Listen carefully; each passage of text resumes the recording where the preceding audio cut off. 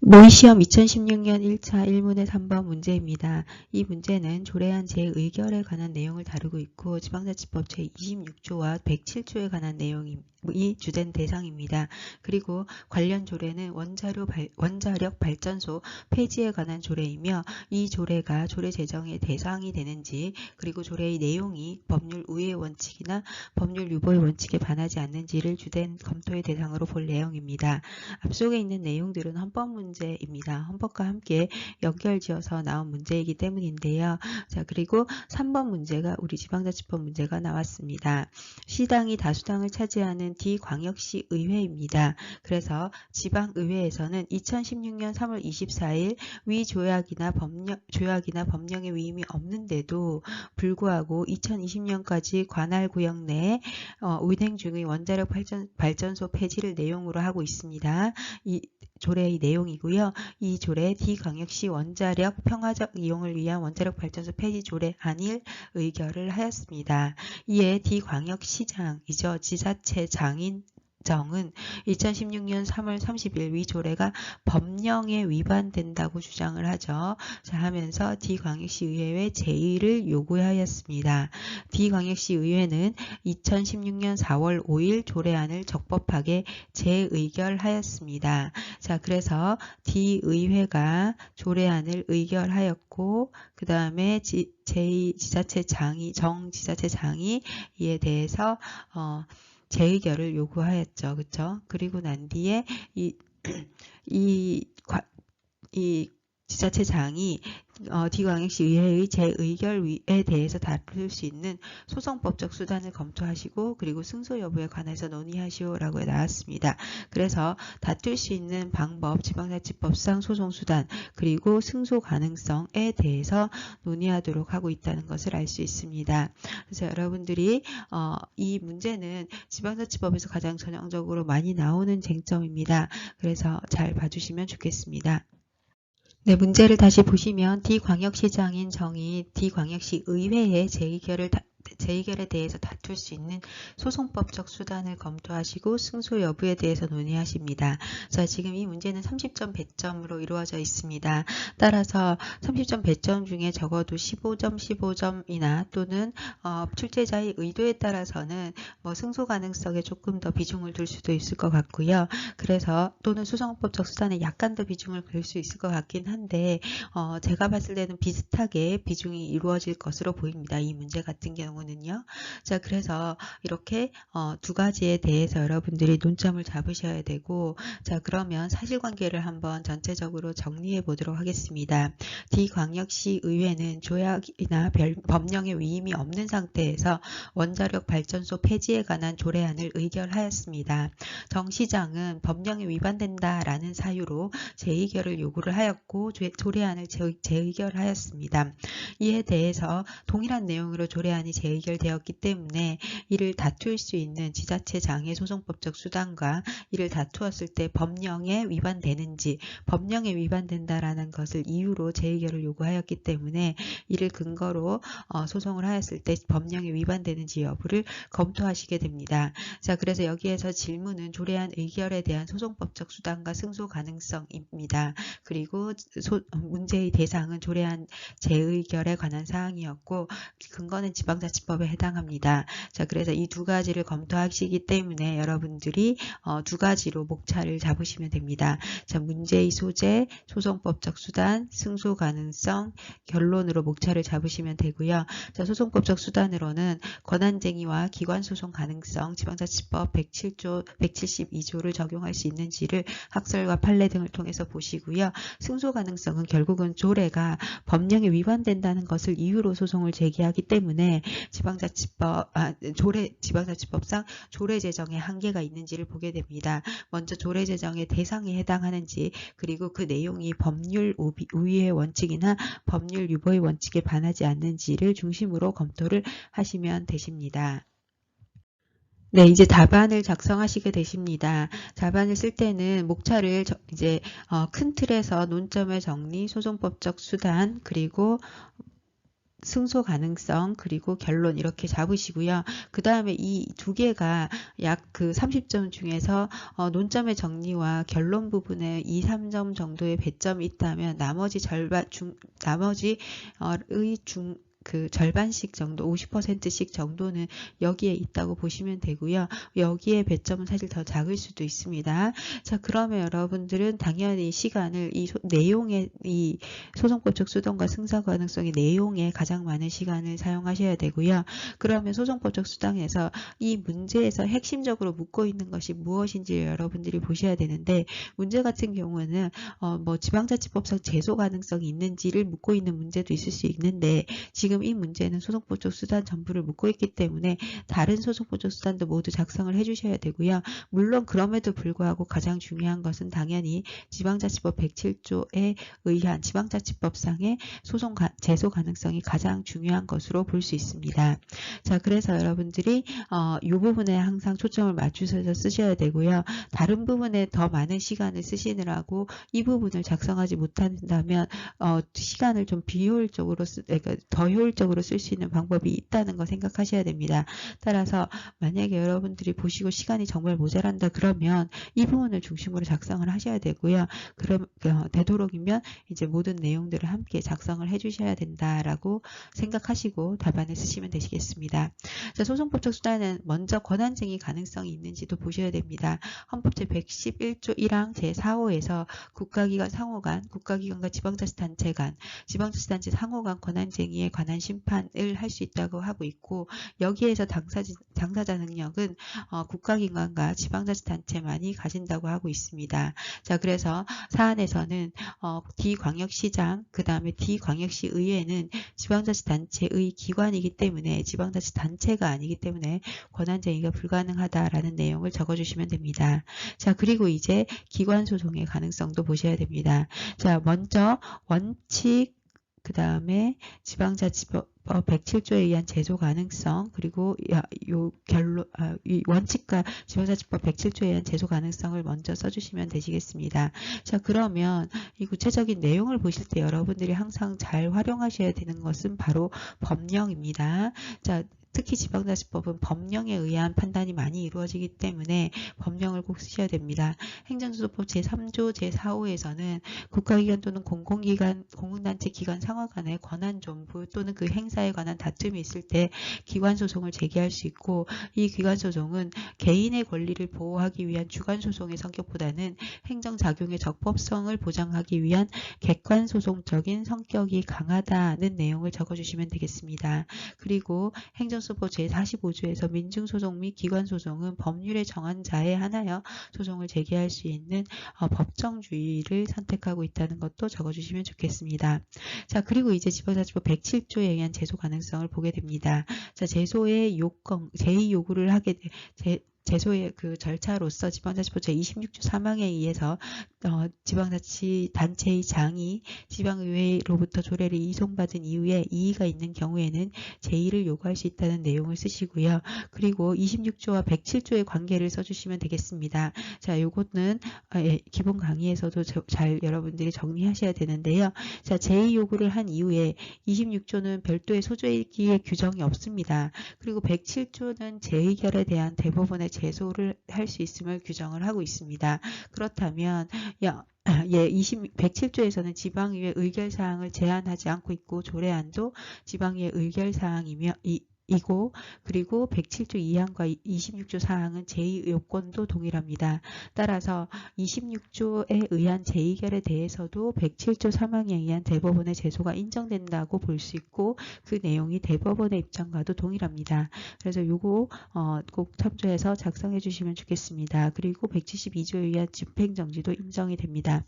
그래서 107조 3항에 의한 소송의 법적 성격은 기관소송에 해당하죠. 의회와 지자체장 간의 분쟁이기 때문에요. 자, 그래서 107조에 의한 제소는 인정이 된다라는 내용으로 정리해 주시면 되겠습니다. 자, 그래서 결론적으로 지금 소송의 수단이 가능한지에 관해서 묻고 있는데, 권한쟁의 심판은 인정이 되지 않는다고 보았고, 107조 3항에 의한 제소는 가능하다고 보았습니다. 그리고 172조 3항에 의한 집행정지도 가능하다고 보았습니다. 네, 다음으로 승소 가능성 부분 작성하시겠습니다. 조례 제정의 한계 부분을 보시면서 이 조례 제정의 한계의 사안에서 어떻게 해결해 나가는지를 보시는 건데요. 조례 제정의 한계를 보시기 위해서는 조례 제정의 조례의 의의 그리고 대상과 내용 부분으로 나누어서 보십니다. 그래서 의의 그 다음에 대상, 내용, 대상 부분에서는 그 사무의 성질에 따라서 조례 제정의 대상이 제한되는데 그 부분을 여러분들이 서술해 주시면 되고요. 그 다음에 조례 제정의 내용 부분에서는 법률에 반하지 않아야 하기 때문에 법률 우위와 법률 유보의 원칙에 반하지 않는지를 검토를 하시면 됩니다. 그리고 이제 사안의 적용은 이 부분을 그대로 가지고 오시면 됩니다. 조례 제정의 대상에서 사무의 성격을 검토하시고 그래서 그 기관위임 사무인지 또는 자치사무인지에 따라서 조례 제정의 대상 여부를 판단을 해주시면 되고요. 그리고 난 뒤에 이제 위임이 있는지 여부도 함께 보시면 됩니다. 그리고 이제 법령에 위임이 있는지 없는지를 검토하셔서 법률 우위 원칙이나 법률 유보의 원칙에 반하는지를 검토하시고 결론을 내시면 되십니다. 그래서 일단 여러분들이 이 부분을 작성하실 때 구조적으로 어떻게 전개해 나가야 될지 계획을 세우시고 답안을 작성을 해 나가셔야 됩니다. 자, 그러면 먼저 조례 제정의 한계 부분에서 조례의 의의는 조례는 지방자치단체가 법령의 범위 안에서 그 권한에 속하는 사무에 관하여 지방의회 의결을 거쳐 제정하는 자치법규로서 외부적 효력을 갖는 일반 추상적 규율이다. 그리고 실질적 의무의 법률적 성격을 갖는다라는 내용 쓰시고 조례 제정의 대상으로서 지방자치법 제22조에서 지방자치단체는 법령의 범위 안에서 그 사무에 관하여 조례를 제정할 수 있으며 지방자치법 제9조 1항에서는 지방자치단체는 관할 구역의 자치사무와 법령에 의하여 지방자치단체에 속하는 사무를 처리한다고 쓰고 있습니다. 그리고 조례 제정 대상 사무는 자체사무와 단체 위임 사무를 의미하며 기관위임 사무는 개별 법령에서 특별한 위임이 있지 않는 한 조례 제정이 될 수 없다. 조례 제정의 대상이 될 수 없다는 내용 정리하시면 되시겠습니다. 자, 그리고 조례 제정의 내용으로서 법률 우위와 법률 유보의 원칙을 쓰시면 됩니다. 헌법 제117조 1항 그리고 지방자치법 제22조에 의해서 지방자치단체는 법령의 범위 안에서 조례를 제정할 수 있는데 법령에 위반하지 않은 범위 내에서 조례를 제정해야 하기 때문에 법령에 반하여 조례를 제정하는 경우에는 법률 우위의 원칙에 반하게 됩니다. 또한 법률 유보의 원칙에 따르면 법률에 위임이 없는 경우에는 법령에 반하지 않는 범위 내에서 조례를 제정할 수 있는데 다만 지방자치법 제22조 단서에 의해서 주민의 권리 제한이나 의무 부과에 관한 사항이나 벌칙을 정할 때에는 위임이 있어야 된다고 정하고 있습니다. 자, 이러한 내용이 원칙적인 내용이라면 이 두 가지가 이 내용이 본 사안에서 어떻게 해결되는지를 보시겠습니다. 먼저 조례 제정 대상이 해당하는지를 보는 건데요. 원칙적으로 원자력 발전소 폐지 사무의 성격을 판단하기 위해서는 법령의 규정한 식과 취지를 우선 고려하고 그리고 사무의 성질이 전국적 통일적 처리 성격을 갖는지 경비 부담의 주체는 누구인지 그리고 최종 책임 귀속 주체는 누구인지 등을 고려하여 결정하여야 합니다. 사안의 경우에는 원자력 발전소 설치에 관해서 법령에서는 지방자치단체의 결정이 필요하다는 규정이 명시적으로 있지 않으며 지방자치법 제11조 7호에서는 고도의 기술을 요하는 원자력 개발 등의 지방자치단체의 기술과 재정 능력으로 감당하기 어려운 사무를 국가사무로 규정을 하면서 지방자치단체가 처리할 수 없는 사무로 규정을 하고 있습니다. 따라서 전국적 통일적 처리가 요구되는 사안에 하는 것으로 볼 수 있고 경비도 중앙정부가 부담한다는 점 등을 고려했을 때 이 사안은 국가사무로 볼 수 있습니다. 또한 위임이 여부가 명확하게 있는 것도 아닙니다. 따라서 원자력 발전소 폐지에 관한 조례는 국가사무에 관한 내용이기 때문에 조례의 제정 대상인 자치사무나 단체 위임 사무로 볼 수 없기 때문에 조례의 제정 대상에 해당하지 않는다라는 내용으로 적었습니다. 또 그리고 법률 우위의 원칙이나 법률 유보의 원칙에도 해당하지 않는다고 볼 수 있기 때문에 이 경우에는 조례 제정의 대상과 내용에 해당하지 않으므로 당해 소송에서 시장의 주장은 일리가 있고 타당하며 따라서 승소할 가능성이 있다라는 내용으로 정리하시면 되시겠습니다. 자, 그리고 결론적으로는 권한쟁의 청구가 불가하며 지방자치법 제107조에 근거한 기관소송을 제기할 수 있으며 그 다음에 내용상으로도 조례 제정의 대상이 아니고 특별한 위임도 없기 때문에 승소할 가능성이 있다라는 내용으로 적어주시면 되겠습니다. 네, 목차를 보시면서 다시 한번 정리해 주시면 좋겠습니다. 여러분들이 답안을 적으실 때 항상 이렇게 큰 목차를 적으시고 큰 목차 내에서 무엇이 가장 중요한 쟁점인지를 브레인스토밍 하셔야 됩니다. 그래서 이 사건 같은 경우에는 소송법적 수단과 승소 가능성을 묻고 있죠. 승소 가능성이라는 것은 바로 조례가 적법하게 제정되었는지라는 것을 묻고 있다라는 것을 생각하셔야 됩니다. 그럼 소송법적 수단에서는 사실은 지방자치법 107조에 의한 제소 가능성이 가장 중요한 쟁점이고요. 이것이 26조와 107조의 관계를 함께 설명하라는 취지라는 걸 여러분들이 아실 수 있고, 그런데 이것만 쓰는 것이 아니라 문제 자체가 소송법적 수단을 묻고 있기 때문에 권한쟁의 심판이 가능한지도 한 번 더 검토를 해달라는 취지입니다. 따라서 소송법적 수단에서는 권한쟁의 심판 가능성 그리고 기관소송의 가능성을 쓰셔야 되고요. 결론에서는 가능한지 아닌지를 써주시면 됩니다. 그래서 권한쟁의 심판 가능성에 대해서는 헌법 제111조 1항 4호에 의해서 권한쟁의 심판을 할 수 있는데, 이 소송의 소송의 당사자는 지방자치단체만 갔는데, 지금 현재는 광역시장과 광역시의회는 지방자치단체의 기관이기 때문에 권한쟁의 심판을 할 수 없다는 내용으로 정리하시면 되시고요. 기관소송 가능성 부분에서는 행정소송법 제3조 4호에 의해서 기관소송을 제기할 수 있고, 이 기관소송은 객관소송의 성격을 갖는다는 내용, 그리고 행정소송법 제45조에 의해서 민중소송, 기관소송은 법정주의를 채택하고 있다는 내용 정리하시면 되시고요. 그리고 지방자치법 제107조에 의한 제소 가능성, 이게 가장 핵심적인 내용에 해당합니다. 자, 그래서 107조에 의한 제소 가능성을 정리를 하실 때 제2요구를 지방자치법 제26조에 의해서 지자체장이 지방의회에 제2요구를 하면 26조와 107조에 관한 내용이 적용이 되고요. 그리고 우리 대법원에서도 26조에 의한 재의결에 대해서도 107조에 의한 대법원의 제소가 인정된다는 점을 함께 서술을 하시면 되시고, 그리고 172조에 의한 집행정지도 준용된다는 것도 적어주시면 좋겠습니다. 자, 그리고 난 뒤에 이제 두 번째 쟁점인 승소 가능성입니다. 자, 이 내용이 30점 배점이기 때문에 소송법적 수단과 승소 가능성이 모두 중요한 것으로 볼 수 있고, 두 가지 쟁점의 비중은 거의 비슷한 것으로 판단이 됩니다.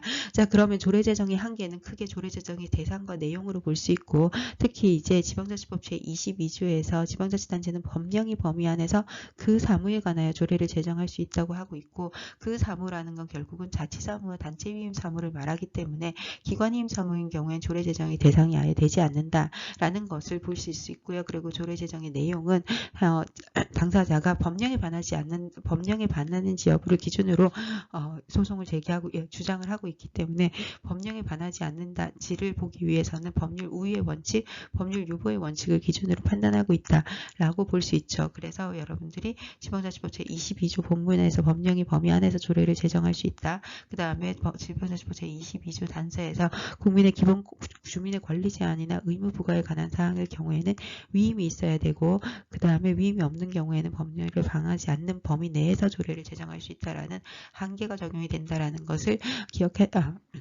먼저 작성을 하셔야 됩니다.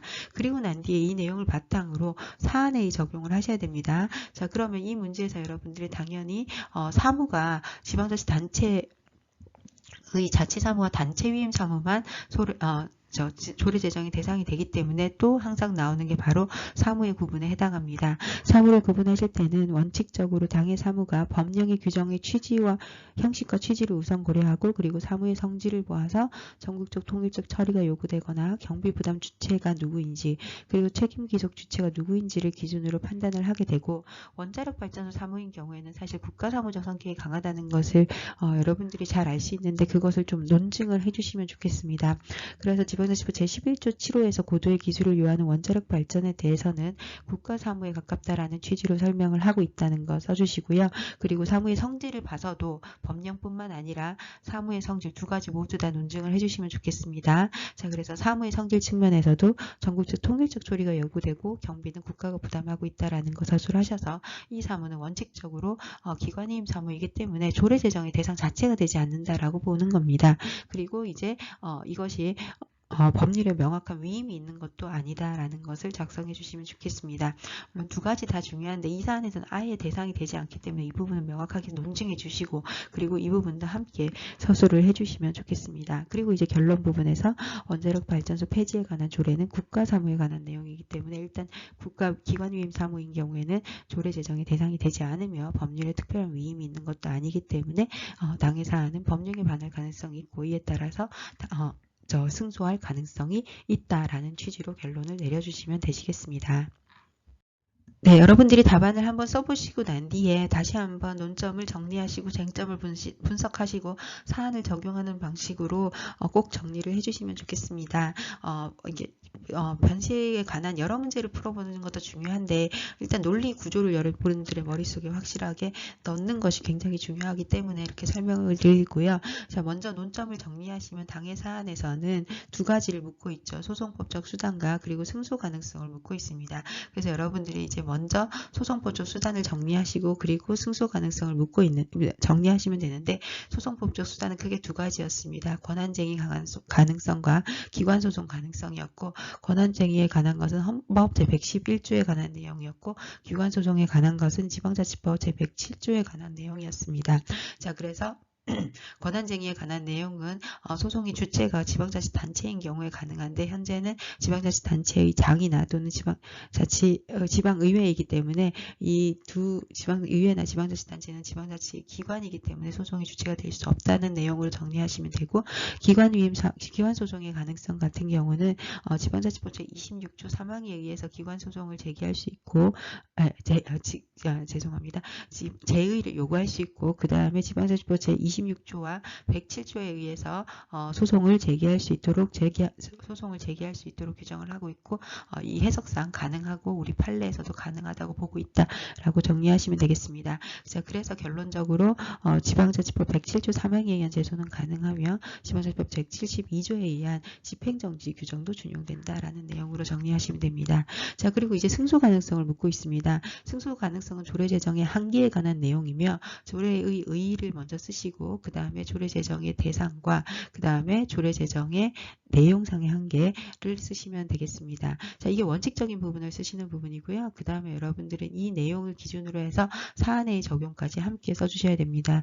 조례 제정의 대상은 먼저 지방자치법 제22조에 의해서 자치사무나 단체위임 사무는 가능하지만 기관위임 사무는 조례 제정의 대상이 되지 않는다고 보고 있고 내용 부분에서는 법률 우위의 원칙, 법률 유보의 원칙이 적용된다라는 것을 여러분들이 정리하시면 됩니다. 자, 그래서 이제 사안의 적용으로 가시면요. 사무를 일단은 대상 부분과 내용 부분으로 나누어서 보시는데 일단은 대상 부분으로 보시기에 대해서는 사무의 성질, 사무의 구분이 이루어져야 됩니다. 그래서 자치사무와 위임사무를 기관위임사무를 구분하기 위한 기준으로서 법령의 내용 문헌을 먼저 보시고요.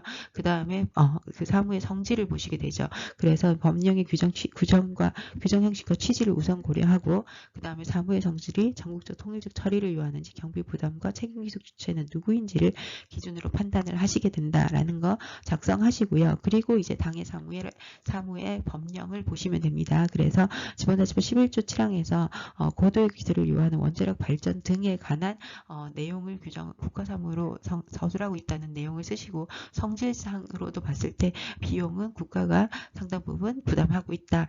지방자치단체는 사실상 그 원자력 발전에 관한 비용을 부담하지는 않고 있다. 이런 부분을 작성해 주시면 됩니다. 이 경우에 이것이 기관위임 사무로 볼 수 있기 때문에 조례 제정이 대상이 되지 않는다는 내용도 적어주시고요. 그리고 법령에서 특별히 지방자치단체에 위임한 내용도 없다라는 거 여러분들이 함께 적어주셔야 될 것 같습니다. 자, 그리고 사안에 관한 결론을 쓰실 때는 여러분들이 요걸 다 요약해서 쓰셔야 됩니다. 자, 소송법적 수단을 쓰시고 승소 가능성 간략하게 쓰시면 됩니다. 자, 권한쟁의 심판은 불가능하고 기관위임은 기관소송은 가능하다라는 내용 쓰시고요. 그 중에서도 지방자치법 제107조에 의한 내용이 가능하다, 172조에 의한 집행정지도 가능하다라는 내용 쓰시고 승소 가능성 부분에서는 조례 제정의 대상 측면에서 기관위임 사무에 해당하기 때문에 대상이 되지 않으며 법률에 특별한 위임도 없다. 따라서 승소 가능성은 있다라는 내용 적어주시면 되겠습니다.